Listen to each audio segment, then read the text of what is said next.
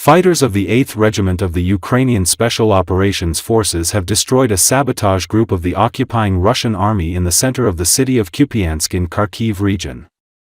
The Russian saboteurs who entered the city took up positions in one of semi-destroyed buildings. The Ukrainian fighters attacking the area cleared the building of Russian soldiers using small arms, hand grenades, and also anti-tank mines. The Ukrainian fighters were able to complete the operation without suffering any losses. Viktor Trehubov, head of the communications department of the Joint Forces Group, said that Russian invading forces are trying to hold positions in the northern districts of Kupyansk in Kharkiv region, while Ukrainian units have in recent days actively conducted counterattacks, driving the enemy out of fortified positions. There is an ongoing operation, troops are engaged and urban fighting is underway. Currently, the Russians are directly in the northern districts of the city, trying to hold positions against Ukrainian counteractions, while the Ukrainians have been quite effectively attempting to push them out in recent days, the spokesperson said. Trehubov noted that logistics for accessing Kupyansk are extremely difficult for both Ukrainian units and the enemy. Every attempt to get there is a very large task, even for an infantry group.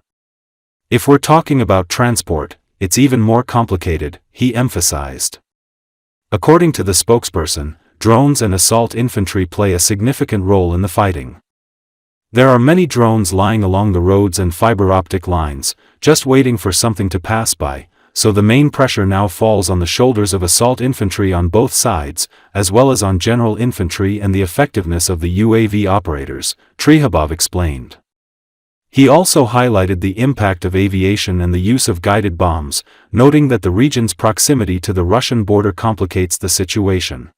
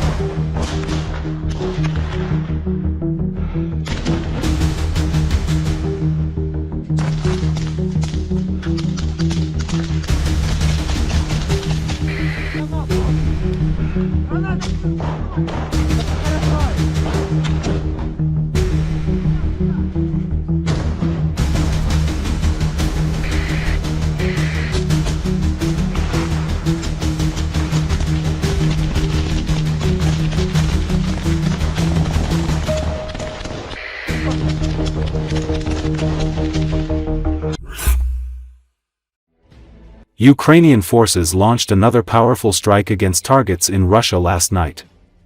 There is information that Ukraine used upgraded long Neptune missiles. President Volodymyr Zelensky announced this, noting that such strikes are a just response to Russia's ongoing terror against Ukraine. According to him, Ukrainian missiles are now regularly demonstrating increasingly accurate and tangible results. The head of state also published a video of the launches. Earlier, Zelensky said that his forces successfully used long Neptunes against designated targets on Russian territory, and this is our entirely just response to Russia's ongoing terror. Ukrainian missiles are delivering increasingly significant and precise results virtually every month. He added, "I thank everyone working on our missile program and giving Ukraine this accuracy and long-range capability." Ukraine is also scaling up production of its new long-range Flamingo cruise missile this winter. Developed inside the country by Ukrainian firm Firepoint, the cruise missile has an estimated range of 3,000 kilometers, according to Kiev. Sometimes referred to as the FP-5 missile, the warhead weighs in at more than a ton, the company says. Ukrainian media reported the missile has a flight time of roughly 4 hours, with a maximum speed in the region of 950 km per hour and a 6-meter wingspan. Recall, the main target of the attack was Novorossiysk, one of Russia's key ports on the Black Sea. A series of explosions occurred there, followed by a massive fire at the oil terminal. Judging by the scale of the operation and the aftermath of the attack, there is no doubt that this was the area where the long Neptunes were deployed. The Sheskari's terminal, a strategic facility for Transneft, was hit.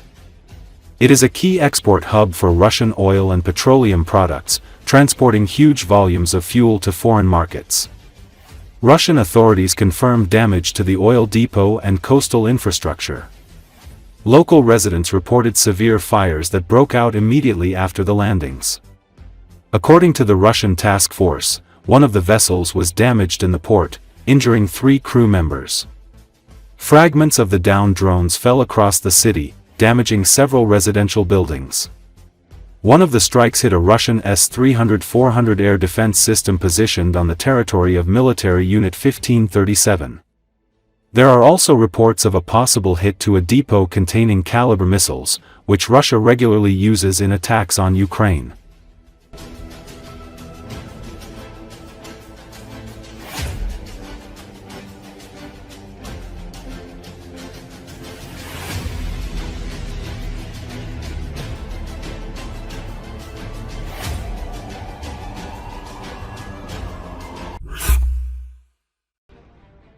The English-language publication Foreign Policy writes that U.S. policy toward Russia's war against Ukraine has long been based on the mistaken assumption that Vladimir Putin can be persuaded to abandon his imperial ambitions. Washington was trying not so much to help Kiev recapture the occupied territories as to demonstrate to the Kremlin that its invasion was doomed to failure. The assumption was that, having realized this, Putin would agree to negotiations and a possible peaceful settlement. However, the reality turned out to be quite different. Nearly 12 years of war and almost 4 years since the full-scale invasion, it has become clear. The Russian dictator is incapable of admitting defeat. He still dreams of reuniting Ukraine with Russia and has no intention of stopping despite the enormous losses. As Foreign Policy notes, Putin is guided not by common sense, but by his own illusions and obsessions. He is obsessed with restoring Russia's status as a great power and is willing to sacrifice the economy, the military, and the lives of hundreds of thousands of Russians to achieve this. The publication recalls his meeting with US President Donald Trump when Putin derailed the negotiations, refusing even to discuss compromises and launching into yet another monologue about the Brotherhood of Nations. This position was a tragedy for Ukraine, but also an opportunity for the entire democratic world. Russia is rapidly losing influence, the economy is heading towards stagnation, and military losses have exceeded all previous conflicts since World War II.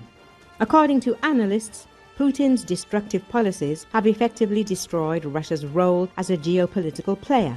The country is turning into an isolated and weakened regime, sustained solely by propaganda and fear. Foreign Policy emphasizes it's time for the West to abandon its illusions that Putin can be persuaded. He can't be talked to. We can only wait until his system collapses from within. This will take time and resources, but it is precisely this strategy that will bring Ukraine closer to victory and offer a chance for the revival of democracy after Putin's Russia has finally lost its place in the world. Media previously reported that Trump does have a way to force dictator Putin to begin negotiations. Trump, according to analysts, has realized that ending the war quickly is impossible, but he is capable of creating political and military conditions that will eventually force Moscow to back down.